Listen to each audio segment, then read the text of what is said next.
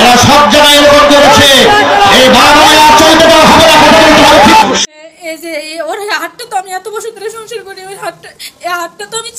একটি ভ্যানের ওপর পুলিশের স্তূপ করে লাশ রাখার যে ভিডিওটি ফেসবুকে ছড়িয়ে পড়েছে সেটি ঢাকার বাইপাইলে আশুলিয়া থানার ঠিক পাশের ঘটনা বলে শনাক্ত করেছেন স্থানীয়রা।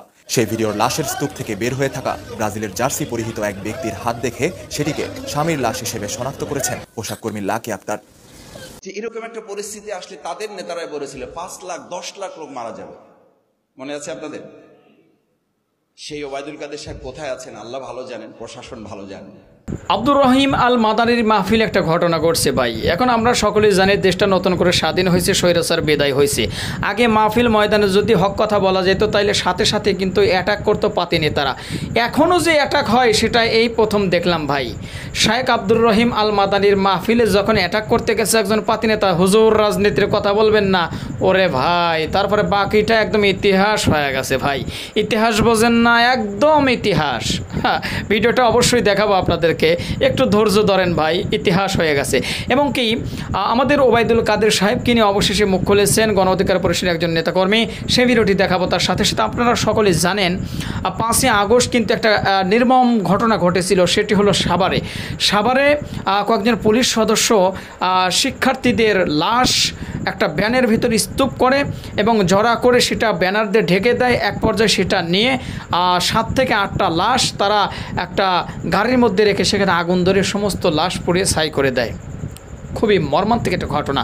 অবশেষে সেই পুলিশগুলো কিন্তু শনাক্ত হয়েছে, আলহামদুলিল্লাহ। তাদের বিচার চাই, আমরা তাদের বিচার চাই। এবং অবশেষে সেই যাদেরকে লাশ স্তূপ করা হয়েছিল সেখানকার এক ভিডিও ফুটেজ দেখে তার স্বামীকে চিহ্নিত করেছে একজন স্ত্রী, এবং হাহাকার। প্রিয় দর্শক, আর কথা বাড়াবো না, চলুন গুরুত্বপূর্ণ ভিডিওগুলো দেখে আসি।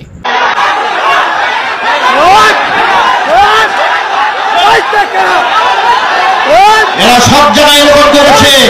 এই বাংলায় আর চলতে দেওয়া হবে না। শহীদ আবু সাইদের নামে বাংলাদেশে মসজিদ বিনির্মাণ করা হবে, মাদ্রাসা হবে, কোন ভাস্কর্য এদেশের তাওহীদি মুসলমান করতে দেবেন। আপনারা কি রাজি আছেন কিনা? রাজনীতি কোনো বিষয় নিয়ে এখানে কথা বলবেন না। এই বিয়াদবটাকে সরাই যান।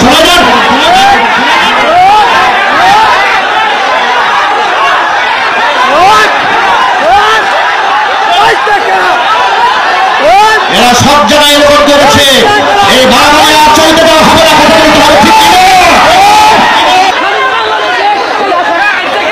বসেন, এই চেহারাটা মনে রাখবেন, আপনারা মনে রাখবেন। যুবকেরা মনে থাকবে চেহারাটা। এরা বিগত 16 বছরে সন্ত্রাসী কর্মকাণ্ড হয়েছে। এখন থেকে এদেরকে সন্ত্রাসী কর্মকাণ্ড করতে হবে। এরকম একটা পরিস্থিতি আসলে তাদের নেতারাই বলেছিল 5 লাখ 10 লাখ লোক মারা যাবে, মনে আছে আপনাদের? সেই ওবায়দুল কাদের সাহেব কোথায় আছেন আল্লাহ ভালো জানেন, প্রশাসন ভালো জানেন। তিনিও তো বেঁচে আছেন এখন, এবং তার সেই 5 লাখ 10 লাখ লোক তো মারা যাননি। তার মানে তাদের অপরাধের প্রবণতা তারা জানতেন, কিন্তু প্রতিশোধের প্রবণতাটা এই দেশ এবং জাতি বাংলাদেশ ইসলামপন্থী লোকেরা সেই জায়গাটা আমরা প্রতিশোধের রাজনীতি গ্রহণ করি নাই বলি কবি নজরুলের সেই সুন্দর কথা আছে, উহাদের ভাবি মাসি পিপিলিকা তাই মারি না দয়া করে। যে আপনাদের আমিরে জামাত এত সুন্দর করে কথা বলেন কি করে? এটার একটা জবাব আমি বলেছিলাম যে আমি এরকম পাশে বসে শহীদ মাওলানা দেলোয়ার হোসেন সাইদি রহমাহুল্লাহকে জিজ্ঞেস করেছিলাম, আপনাকে মানুষ এত পছন্দ করে, আপনার কথা এত শোনে কেন? উনি বলেছিলেন, আমি যদি আমার বাপের কথা, আমার মায়ের কথা, আমার শুধু দলের কথা বলি তাহলে কেউ শুনবে না, কারণ আমি ইসলামের কথা বলি, কোরআনের কথা বলি। এর চেয়ে সুন্দর সংস্কৃতি পৃথিবীতে আর নেই, যেই কারণে মানুষ এটা পছন্দ করে। আমিরে জামাত ইসলামের কথা বলে। এই যে ওর হাতটা তো আমি এত বছর ধরে সংসার করি, ওই হাতটা তো আমি চিনি। একটি ভ্যানের ওপর পুলিশের স্তূপ করে লাশ রাখার যে ভিডিওটি ফেসবুকে ছড়িয়ে পড়েছে সেটি ঢাকার বাইপাইলে আশুলিয়া থানার ঠিক পাশের ঘটনা বলে শনাক্ত করেছেন স্থানীয়রা। সেই ভিডিওর লাশের স্তূপ থেকে বের হয়ে থাকা ব্রাজিলের জার্সি পরিহিত এক ব্যক্তির হাত দেখে সেটিকে স্বামীর লাশ হিসেবে শনাক্ত করেছেন পোশাক কর্মী লাকি আক্তার। তার স্বামী দিনমজুর আবুল হোসেন গত 5ই আগস্ট থেকে নিখোঁজ। এ বিষয়ে আশুলিয়া থানায় একটি সাধারণ ডায়েরিও করেছেন লাকি। 250-টিরও বেশি ডিজাইন অপশন নিয়ে ওয়ালটন স্মার্ট ফ্রিজ, বোঝে আপনার প্রয়োজন। এই গেঞ্জিটাও তারপরে এতটা তোর অমিল হবে না। এই যে লুঙ্গিটা আর এই যে জার্সিটা আর এই হাতটা পরে আছে, আমি তো এটা চিনি, আমার তো সকালবেলা এটি পরে বের হয়েছিল।